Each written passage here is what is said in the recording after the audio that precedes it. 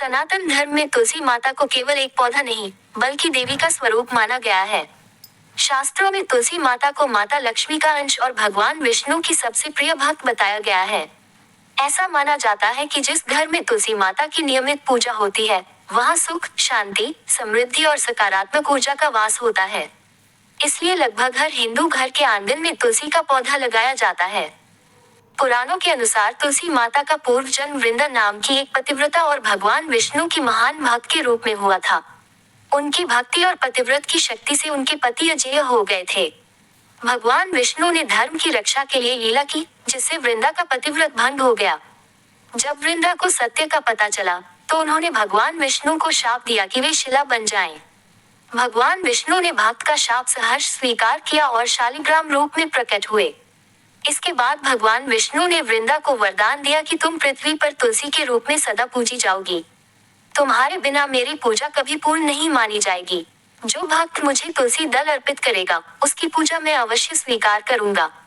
यही कारण है कि भगवान विष्णु, श्री कृष्ण और शालिग्राम जी की पूजा तुलसी के बिना अधूरी मानी जाती है। तुलसी माता की पूजा प्रतिदिन प्रातः स्नान के बाद करनी चाहिए।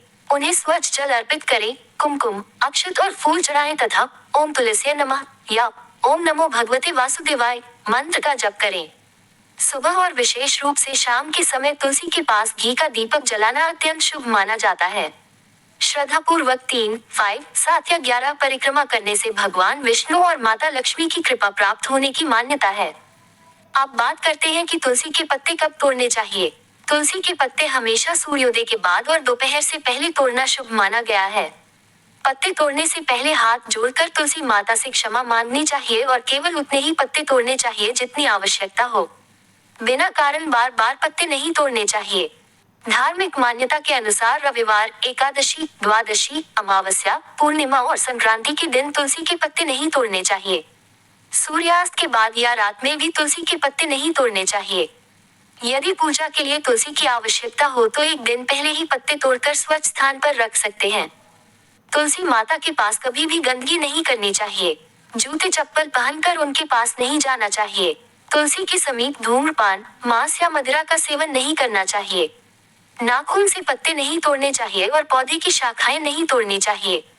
यदि तुलसी का पौधा सूख जाए तो उसे सम्मानपूर्वक किसी पवित्र स्थान या बहते जल में विसर्जित करके नया पौधा लगाना चाहिए। कार्तिक मास में होने वाला तुलसी विवाह भी अत्यंत शुभ माना जाता है। इस दिन तुलसी माता का विवाह भगवान शालिग्राम या भगवान विष्णु के स्वरूप से कराया जाता है। धार्मिक मान्यता है कि तुलसी विवाह के बाद ही विवाह जैसे मांगलिक कार्यों का शुभारंभ किया जाता है। तुलसी केवल धार्मिक दृष्टि से ही नहीं, बल्कि आयुर्वेद में भी अत्यंत महत्वपूर्ण मानी गई है। इसके पत्तों का उपयोग अनेक औषधीय गुणों के कारण किया जाता है। इसलिए तुलसी माता की सेवा केवल आस्था ही नहीं, बल्कि स्वास्थ्य की दृष्टि से भी लाभकारी मानी जाती है। अंत में यही संदेश है कि तुलसी माता की पूजा सच्ची श्रद्धा, स्वच्छता और नियमों के साथ करें। भगवान विष्णु का दिया हुआ वरदान आज भी हमें याद दिलाता है कि जो भक्त तुलसी माता का सम्मान करता है और भगवान विष्णु को तुलसी दल अर्पित करता है, उसकी पूजा विशेष रूप से स्वीकार होती है। ऐसी मान्यता है कि तुलसी माता की कृपा से घर में सुख, शांति, समृद्धि और भगवान विष्णु तथा माता लक्ष्मी का आशीर्वाद बना रहता है। इसलिए तुलसी को केवल एक पौधा न समझें, बल्कि दिव्य शक्ति और भक्ति का पवित्र स्वरूप मानकर उनकी सेवा और पूजा करें।